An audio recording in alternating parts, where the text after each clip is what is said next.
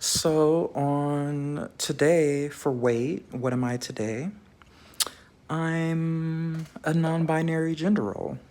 And so I know for a lot of people, there's a lot of talk about where there shouldn't be any gender roles at all and you know, what does, non-binary even mean or what does woman, man even mean? All that sort of stuff.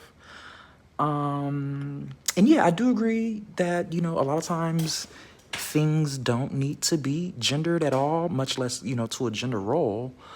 Um, for instance, what chair, you're sitting on generally, doesn't require you to have one gender or another, um, one physiology or another, one behavior pattern or another, you know, um, just for humans. um, yeah. And so, like I said, I know that can be a bit confusing. But yeah, there are areas in which it actually do matter. For instance, given, the sort of behaviors, that are associated with the different genders, that can come into play in things like, um, you know, uh, certain, social settings. For instance, like me being non-binary, there's a certain level of inherent clockable transness that'll always be around the corner for other non-binary folk.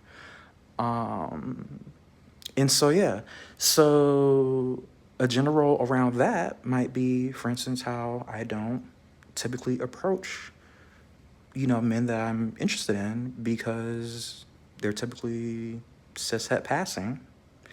And you can't know if they're out or not before approaching them.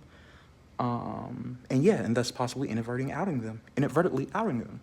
So again, that's the thing, a dynamic in which gender roles actually, you know, do matter, even though generally they should be abolished.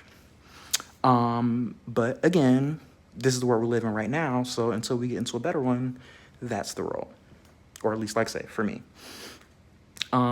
So yeah, and plus, like when you use the word gender or non-binary, etc., you're expecting those words to mean something and not just mean nothing. In which case, why are we even using it? You expect those words to indicate something about the person. So yeah.